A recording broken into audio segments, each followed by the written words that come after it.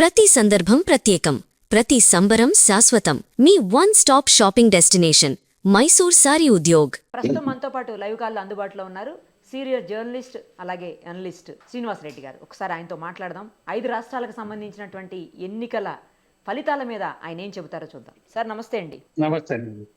Sir Tamil Nadu అనూహ్యంగా ఎవ్వరు ఊహించనట్టు TVK almost single largest పార్టీగా అవతరించినటువంటి పరిస్థితి. మరోవైపు వెస్ట్ బెంగాల్లో బీజేపీ ఆల్మోస్ట్, అలాగే అస్సాంలో కూడా బీజేపీ, పుదుచ్చేరిలో కూడా బీజేపీయే.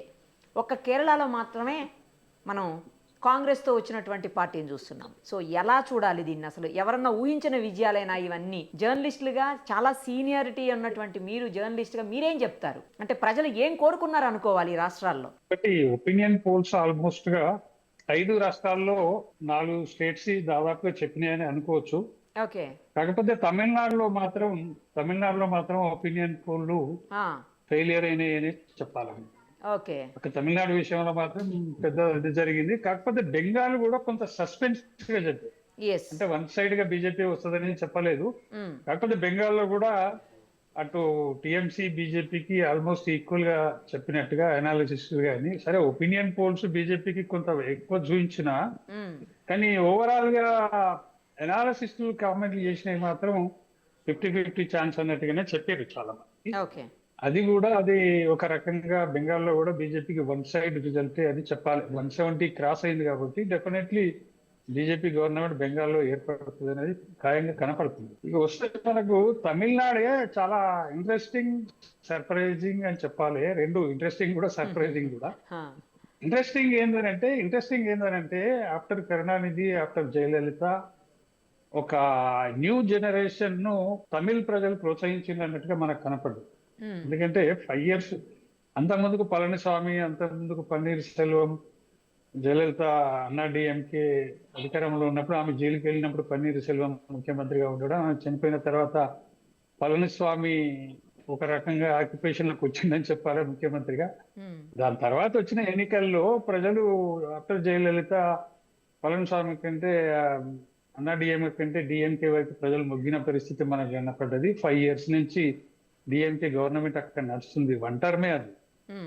వన్ టర్మ్ లోనే ఇంత పెద్ద ఎత్తున యాంటీ ఇన్కంబెన్సీ తమిళనాడులో పెరిగిపోయిందని వార్తలు ఉన్నాయి తప్ప డిఎంకే ఓడిపోతుందని మాత్రం ఒపీనియన్ పోల్స్ చెప్పలేకపోయింది. ఎగ్జాక్ట్లీ అది వాస్తవంగా అక్కడ తమిళనాడులో డిఎంకే యాంటీ ఇన్కంబెన్సీ చాలా బలంగా ఉన్నట్టుగా మనకు కనపడుతుంది. ఎందుకంటే ఇప్పుడు 105 దాకా ఇప్పుడు విజయ్ పార్టీ గెలవడం, దాదాపు 80 seats వరకు ఏఐడిఎంకే గెలవడం, డిఎంకే పార్టీ 3వ స్థానంలో ఉండడం.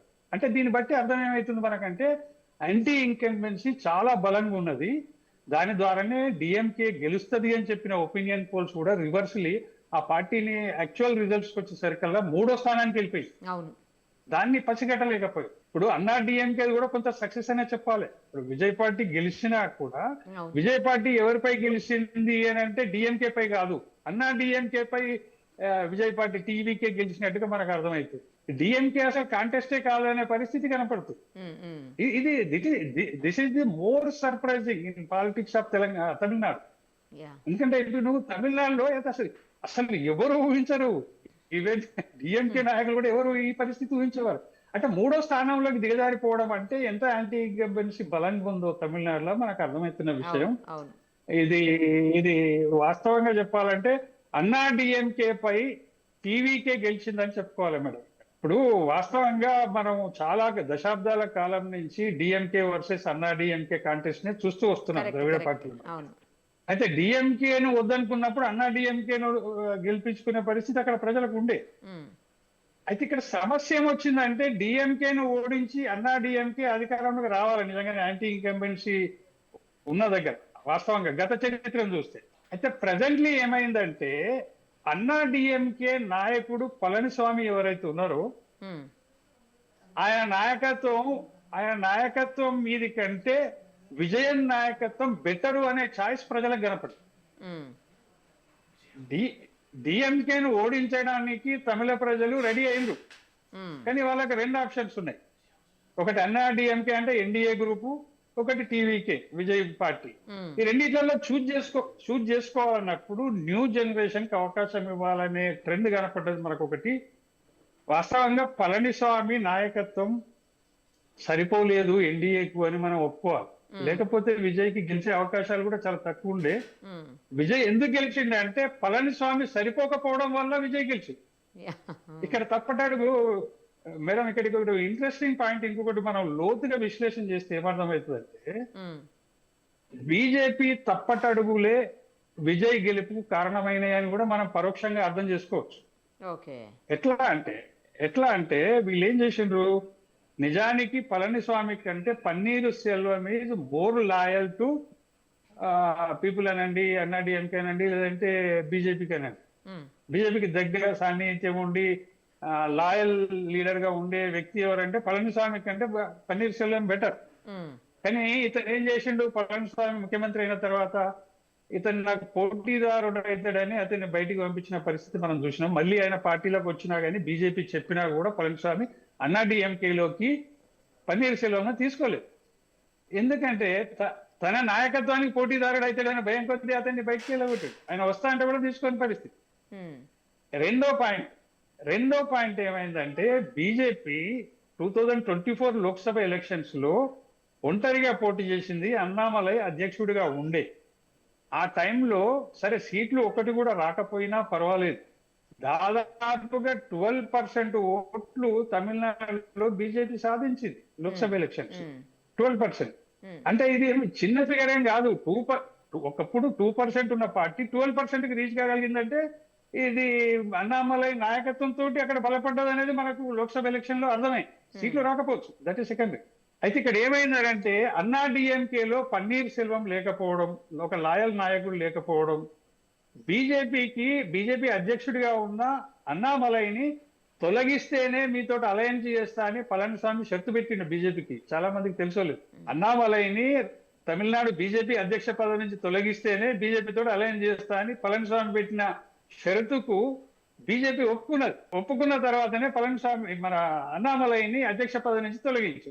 అన్నామలై అధ్యక్షుడు లేకపోవడం, పన్నీర్ సెల్వం అన్నాడీఎంకేలో లేకపోవడం, పళనిస్వామి నాయకత్వంలో పోటీ చేయడం వల్ల చాలా నష్టపోయింది. ఒకవేళ పన్నీర్ సెల్వం అన్నాడీఎంకేలోనే ఉంటే పన్నీర్ సెల్వం ద్వారా ప్రజలకు జయలలిత గుర్తొచ్చేది. ఎందుకంటే ఈ పన్నీర్ సెల్వం అనే అతను జయలలితకు మోర్ లాయల్. ఆమెనే 2 సార్లు అతన్ని ముఖ్యమంత్రి కూడా చేసింది మనకు తెలుసు. అటువంటి వ్యక్తిని బయటికి పంపించిన తర్వాత జయలలిత ఎందుకు గుర్తొస్తుందండి? గుర్తురాదు కదా ప్రజలకు. ఇంకొకటి మోర్ యంగ్ స్ట్రాంగ్ లీడర్ బీజేపీకి అన్నామలైని అధ్యక్ష పదవి నుంచి తొలగించి వీళ్ళిద్దరి మైనస్ వల్ల పళనిస్వామి వాళ్ళకు ప్రజలకు ఆనలే. విజయ్ ఈజ్ బెటర్ అనుకున్నారు ప్రజలు. పళనిస్వామి కంటే విజయ్ బెటర్ అనుకొని విజయ్ని గెలిపించినట్టుగా మనకు కనపడుతుంది. అయినా కూడా అన్నాడీఎంకే 2వ ప్లేస్ లో నిలబడ్డు. డిఎంకే ఏదైతే అధికార పార్టీ ఉందో అది 3వ స్థానానికి పోయి. ఇట్ ఈస్ క్లియర్ మ్యాండేట్ ఏంటంటే బీజేపీ తప్పటడుగులు అన్నాడీఎంకేకు మెజారిటీ తీసుకురాకలేకపోయింది. 80 స్థానాల దగ్గర అయిపోయింది.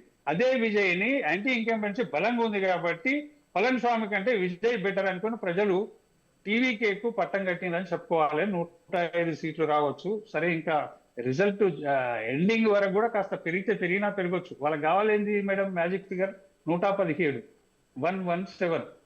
ఇప్పుడు వాళ్ళు 105 వరకు రీచ్ అయినట్టు. దాదాపు ఇంకొక 12 సీట్లు అయితే అతనికి సరిపోతుంది. ఒకవేళ రిజల్ట్ తర్వాత అన్నాడీఎంకే కూటమి విజయ్ కలిసినా కానీ ప్రభుత్వం ఏర్పడుతుంది, కంబైన్డ్ గవర్నమెంట్ ఏర్పడుతుంది. కాకపోతే ముఖ్యమంత్రి అవకాశం మాత్రం డెఫినెట్లీ ప్రజా తీర్పు ప్రకారంగా విజయ్ ముఖ్యమంత్రి అవకాశాలు మాత్రం చాలా స్పష్టంగా మనకు కనపడుతుంది.